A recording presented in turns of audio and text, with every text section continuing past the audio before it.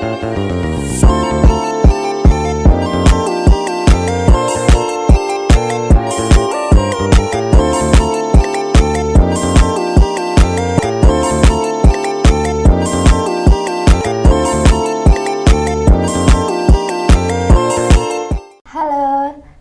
sekali kita bisa berjumpa dengan saya. Sebelumnya tak kenal maka tak sayang. Perkenalkan, nama saya Ida Ayu Ketir Purnamiasih.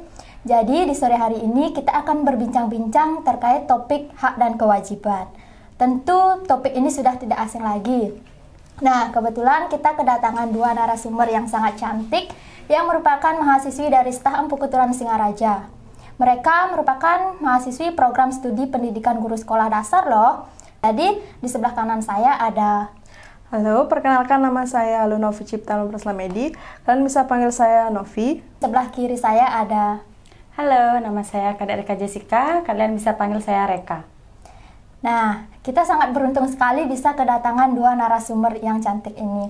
Sesuai dengan tema yang sudah saya sampaikan tadi, yaitu tentang hak dan kewajiban.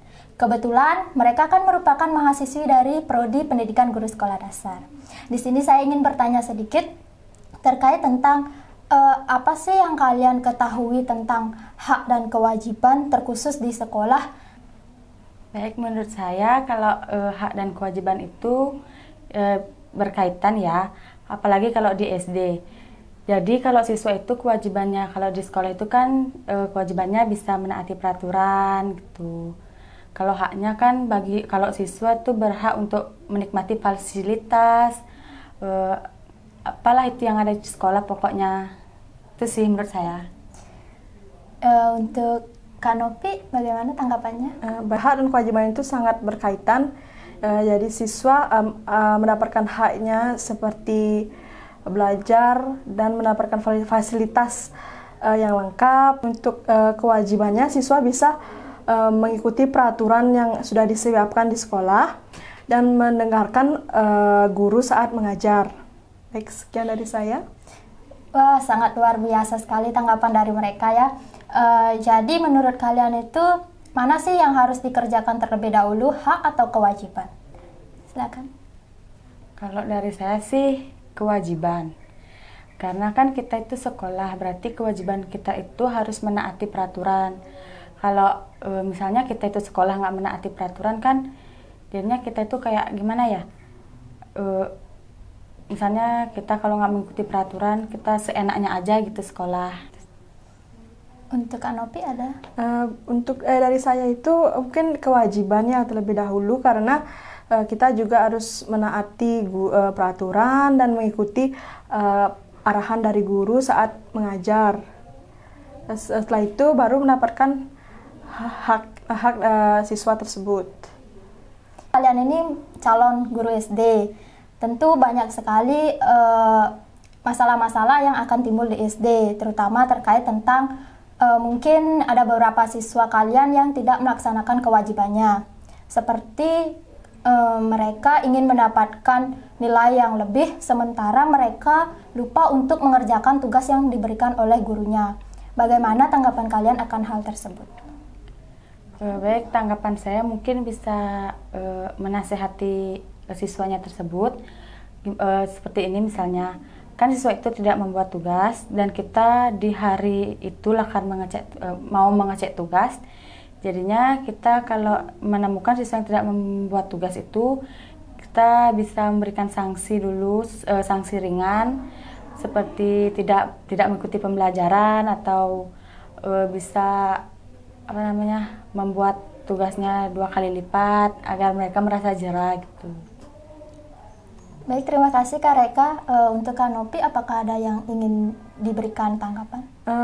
Menurut saya mungkin kita sebagai calon pendidik bisa bekerja sama dengan orang tua siswa agar orang tua siswa bisa memantau siswa saat ada tugas di rumah agar siswa bisa mengerjakan tugas tersebut. Baik, terima kasih. Jadi, jika siswa belum melaksanakan tugasnya terlebih dahulu atau melaksanakan kewajibannya, maka seorang guru tidak mempunyai hak langsung untuk memberikan hukuman, tapi diberikan nasihat terlebih dahulu ya, atau diberi peringatan terlebih dahulu. Misalkan seorang guru itu mempunyai kewajiban untuk mengajar di kelas, tapi tiba-tiba tanpa alasan guru tersebut tidak datang ke kelas untuk mengajar. Jadi bagaimana tindakan yang harus dilakukan oleh siswa?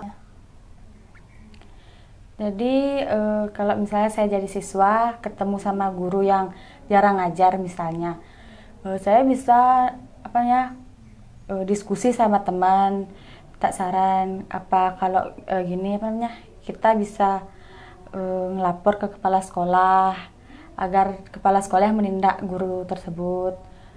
Baru setelah itu kan nanti biar kepala sekolah yang menindaklanjuti gurunya, baru kita bisa, karena kita kan sebagai siswa juga nggak mungkin bakal ngelawan guru kan, jadi kita harus nurut-nurut aja.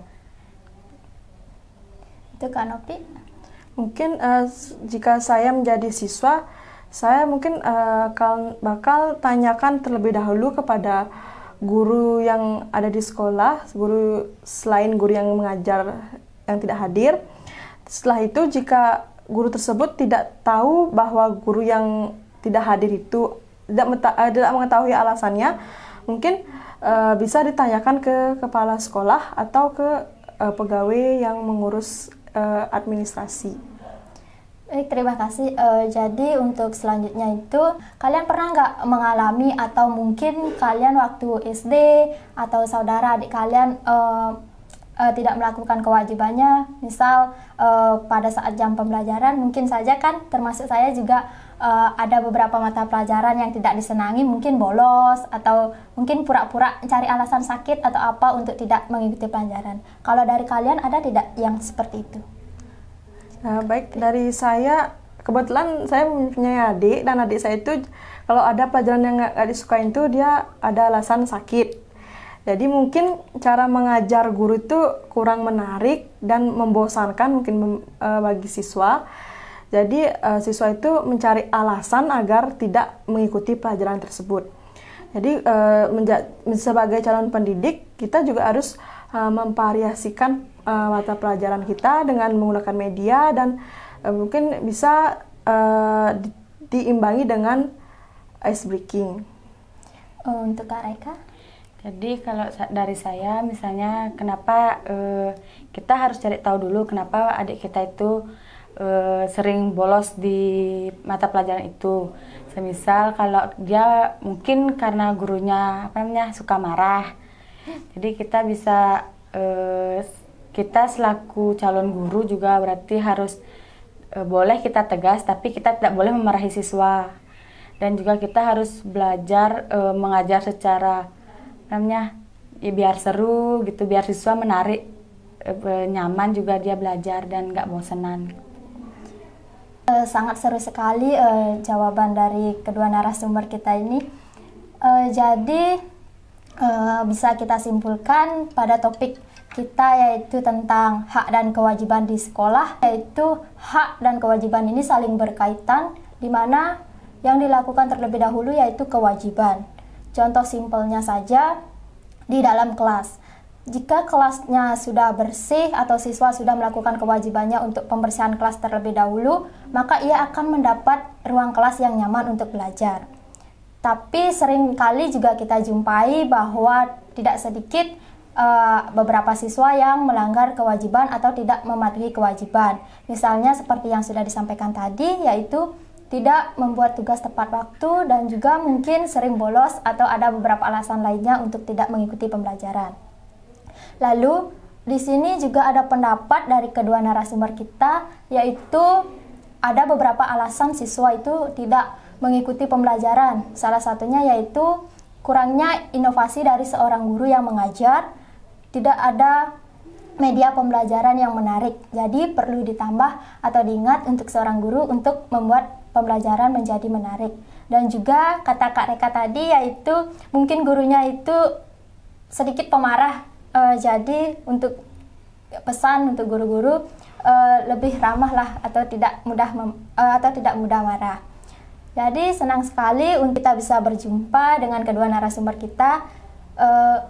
Untuk mengakhirinya kita tutup dengan Paramasanti.